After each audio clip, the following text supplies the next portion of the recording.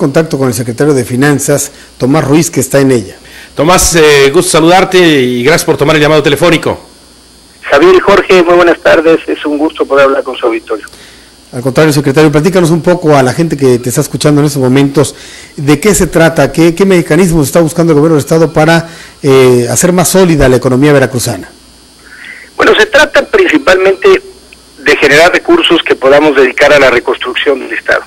Como todo el mundo sabe, el pasado mes de septiembre tuvimos el impacto de Cada y Matthew, que generó afectaciones en más de 157 municipios para ser exactos, y esto en términos de recursos requiere un gran esfuerzo para llevar a cabo una serie de obras de infraestructura, para hacer frente a las pérdidas enormes que muchas familias veracruzanas tuvieron en estas zonas, pérdidas de sus patrimonios completos, pérdidas de cosechas, pérdidas de ganado, en fin, una situación que requiere ahora un gran esfuerzo que ni institucionalmente ni presupuestalmente pudo haber sido previsto.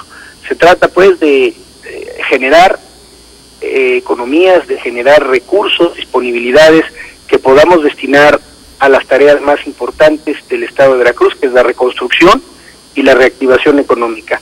Así nos lo ha instruido el gobernador Duarte de Ochoa, y ello nos obliga a hacer un esfuerzo de apretarnos el cinturón al gobierno, en primer lugar, que hará un ajuste muy importante del gasto por 6,000 millones de pesos, con medidas muy importantes que se estarán instrumentando en las primeras semanas del próximo año, precisamente para lograr que se gaste menos en el gobierno y más en la gente, más en las cosas que importan y que interesan a la gente, que se gaste menos y que se invierta más, lo cual va a propiciar una reactivación económica y mayor empleo. ¿Por qué 10,000 millones de pesos, Tomás? ¿Por qué no 15 u 8, perdón? Bueno, ciertamente, Javier, la mayor cantidad posible es preferible. Sin embargo, hay límites a lo que es realizable. Nosotros consideramos, después de un análisis exhaustivo del presupuesto, que este es un monto que permite un ajuste fiscal importante.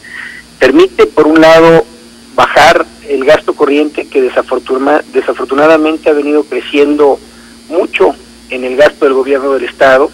Tenemos un elevado gasto corriente que es necesario reducir para propiciar esta disponibilidad de recursos al gasto de inversión. Y por el otro, el poder definir algunas fuentes de ingresos adicionales que permitan que el Estado tenga una posición más sólida en cuanto a sus ingresos propios, y este monto está en el rango de los 10,000 millones. Por supuesto que no es suficiente para hacer frente a la terrible reconstrucción, más bien a la reconstrucción necesaria después del terrible impacto de los meteoros, pero es mejor y nos permite complementar recursos que vamos a estar exigiendo de las instancias federales, en particular un nuevo fondo que se estableció para este concepto de la reconstrucción, y que desafortunadamente hoy todavía no conocemos sus reglas, porque lo aprobó el Congreso Federal, pero dejó en manos del Ejecutivo la definición de esas reglas que no las conocemos.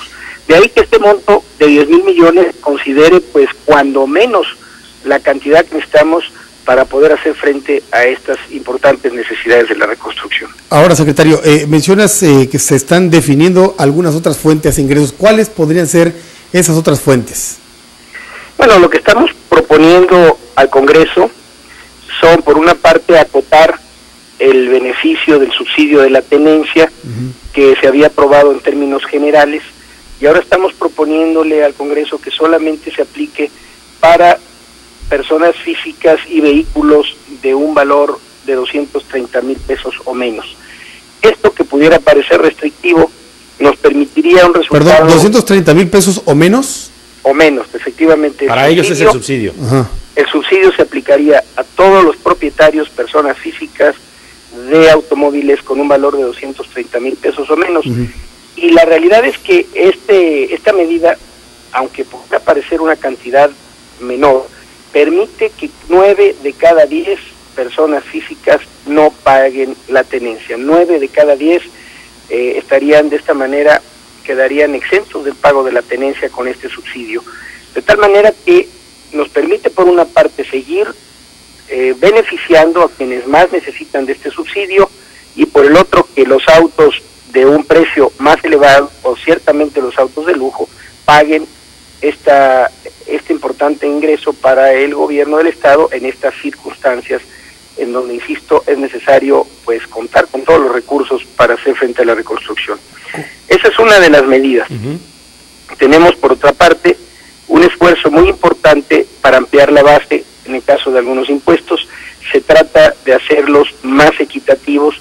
No se están creando impuestos, y yo quiero ser enfático, simplemente se está ampliando la base en el caso del impuesto sobre la nómina o sobre nóminas, que hoy en día se aplica solamente al trabajo personal subordinado. Esto es, solo se aplica para quien presta un trabajo a una empresa como empleado, pero quedan exentos los que no son empleados, y esto ha permitido a las empresas muchas veces llevar a cabo una cierta planeación fiscal que hace más fácil eludir el pago de impuestos, y hay importantes empresas que hoy en día no pagan, pues porque disfrazan su trabajo personal de un trabajo que no es subordinado. De esta manera, al ser un trabajo amplio, un trabajo, o al definir la ley el concepto de trabajo como la prestación de un servicio personal, independientemente de que sea subordinado o no, incluye cualquier forma, y doy un ejemplo: un contador, un abogado que está contratado y no es, sin embargo, empleado, sino que presta servicios, con esta disposición también quedaría incluido en el impuesto, y lo vuelve, insisto, un impuesto más equitativo, y también nos permite un impacto de recaudación adicional. ¿Hablamos de un asunto educativo?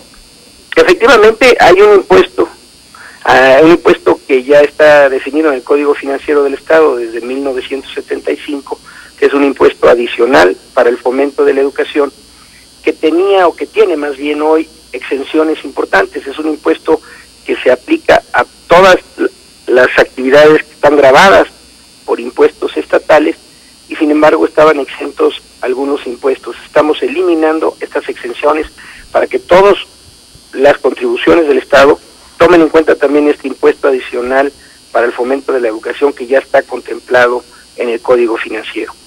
Junto con esto, hay un esfuerzo de administración fiscal muy importante, en el que la Secretaría se compromete al cobro de créditos fiscales que están hoy en cartera y que por razones diversas no se han podido cobrar, y son recursos de todos los veracruzanos y que deben de formar parte también de la hacienda del Estado, junto con un programa de vigilancia del cumplimiento de obligaciones fiscales que también es importante llevarlo a cabo.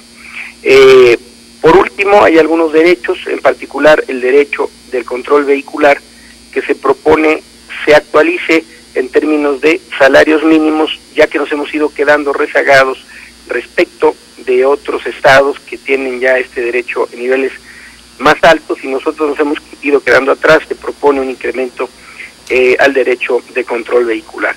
En fin, se trata de un paquete que en su conjunto, Jorge, Javier, debe implicar 4,000 millones de pesos adicionales de ingresos. Y quiero enfatizar simplemente un punto. Cualquier medida de ingresos es una medida que de entrada no es popular. Sabemos que esto va a requerir un esfuerzo adicional de la sociedad veracruzana. Sin embargo, lo que ha sido una directriz del gobernador Duarte es que el ejemplo lo va a poner el gobierno. El ejemplo lo va a poner el gobierno del Estado, con un esfuerzo muy importante de reordenación. Vamos a reordenar la administración pública para que podamos hacer más con menos, para que gastemos menos en el gobierno y más en la gente, para que gastemos menos e invirtamos más, que es el objetivo que se está buscando con esto. ¿Se pensaría en tratar de eliminar el gasto corriente, de eliminar burocracia, secretario, o esto no está contemplado? Bueno, la idea es precisamente atacar el gasto corriente. Desafortunadamente, Veracruz es una de las entidades del país que tiene un porcentaje del gasto corriente en relación con el gasto total más elevada.